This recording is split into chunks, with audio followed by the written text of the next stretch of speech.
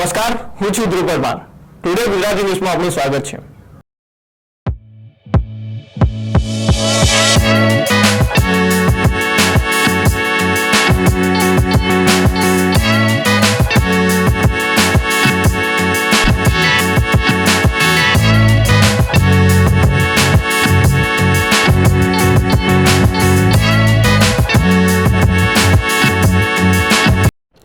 Today news ગુજરાતીમાં જાહેર રીતના સમાચારો જોઈએ તો ડીસા પાટણ હાઈવે પર રેલવે ફાટકથી સ્થાનિક લોકો પરેશાન થઈ રહ્યા છે.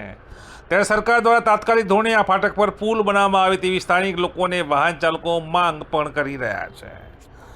વર્ષોની આ સમસ્યા છે. ડીસા અને પાટણને જોડતા માર્ગ પર છેલ્લા ઘણા સમયથી વાહન ચાલકો અને સ્થાનિક લોકો ડબલ રસ્તા બનાવવાની માંગ કરી રહ્યા છે. ખાસ કરીને હાલમાં ડીસાથી પાટણને જો રસ્તો સિંગલ પટ્ટી હોવાને કારણે વારંવાર અકસ્માત સર્જાઈ રહ્યા છે. રાત્રિના સમયે તો આ રસ્તા પરથી પસાર થતા વાહન ચાલકોને સામેથી આવતા વાહનો ન દેખાતા અવારનવાર મોટા અકસ્માત થઈ રહ્યા છે, જેમાં અત્યાર સુધી અનેક લોકો મોતને ભેટ્યા છે. ત્યારે વારંવાર સર્જાતા અકસ્માતો અટકાવવા માટે વાહન ચાલકો અને સ્થાનિક લોકોએ સરકારમાં રસ્તો મોટો બનાવવા અનેક રજૂઆત કરી છે. તેમ છતાં પણ આજ દિન સુધી આ રસ્તો મોટો થતો નથી. ડીસા પાટણ હાઈવે પર ભોપાલનગર પાસે રેલવે ફાટકના કારણે વાહન ચાલકો મોટી હાલાકી ભોગવી રહ્યા છે. અહીંથી પસાર થતા વાહન ચાલકોને 30 મિનિટ સુધી ફાટક બંધ રહેતા કલાકો સુધી ટ્રાફિકમાં ફસાઈ ન રહેવું પડે છે, જેના કારણે લોકો ભારે પરેશાન થઈ ગયા છે. અંદાજિત 8 થી 10 પેસેન્જર તેમજ માલવાહક ટ્રેનો નિત્ય અહીંથી પસાર થતા કલાકો લોકોના બગડે છે. દર્દીઓ અટવાય છે, લોકો અટવાય છે. ત્યારે આ વાહન બાબતે વાહન ચાલકોની માંગ છે કે રેલવે ફાટક પર પુલ બનાવવામાં આવે, જેનાથી ટ્રાફિકની સમસ્યા થશે નહીં. ટુડે ન્યૂઝ રિપોર્ટર ધ્રુવ પરમારે જાત માહિતી માટે સ્થળની મુલાકાત લઈ લોકોની સમસ્યાઓ સાંભળી હતી. જૂના ડીસાનું આ ફાટક, અહીંયા ફાટકના કારણે વર્ષોથી ટ્રાફિકની સમસ્યા જોવા મળતી હોય છે. આ સમસ્યાનું હજુ પણ કોઈ પણ ઉકેલ આવ્યો નથી. આ ટ્રાફિકની સમસ્યા વર્ષોથી ચાલી રહી છે. લોકોની માંગ છે કે અહીંયા એક નાનો એવો પુલ બનાવવો જોઈએ, જેથી એમ્બ્યુલન્સ કે વાહન ચાલકોને કોઈ પણ જાતની તકલીફ ન પડે અને સરળતાથી વાહન પસાર થઈ શકે. લોકોની માંગ છે કે જલ્દીથી જલ્દી ઉપર પુલ બનવો જોઈએ. દાડામાં 10 વાર ફાટક બંધ થાય છે. પોલીસને પણ બહુ હેરાનગતિ છે, ગાડીઓવાળાની બહુ તકલીફ પડે છે.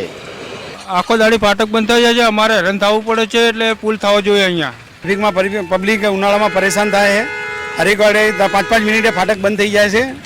અને અહીં ટ્રાફિક રેલવેનો મુન્દ્રા સાઈડ વધારે હોવાથી આ અમે માંગણી કરીએ છીએ કે આ બ્રિજ તાત્કાલિક રેલવેનો આ બ્રિજ બનાવવાની કોશિશ કરવી જોઈએ. અડધો કલાક ટ્રાફિકમાં ઊભું રહેવું પડે, કોઈ નિર્ણય નહીં આવતો. બ્રિજ બનાવી આલો મને. તો આપણે જોઈ તે રીતે લોકો પોતાની રજૂઆતો કરી રહ્યા છે. અત્રે ઉલ્લેખનીય છે કે રાજ્યસભાના સાંસદ દિનેશભાઈ અનાવાડિયાની સ્થાનિક લોકોએ રજૂઆત કરી હતી અને સાંસદશ્રીએ પણ લોકોની આ વાત સરકાર સુધી મોકલવાની પહેલ પણ સારી કરી હતી. સરકારમાં ડીસાથી પાટણ સુધીનો રસ્તો બનાવવા માટેની દરખાસ્ત પણ કરવામાં આવી છે. નવું પોલીસ સ્ટેશન બનાવવા માટે, CHE સેન્ટર પણ બનાવવા માટે રજૂઆત કરવામાં આવી છે અને સરકાર પણ આ બાબતે વિચારીને મંજૂરી આપશે તેવી ખાતરી પણ સાંસદશ્રીએ આપી હતી.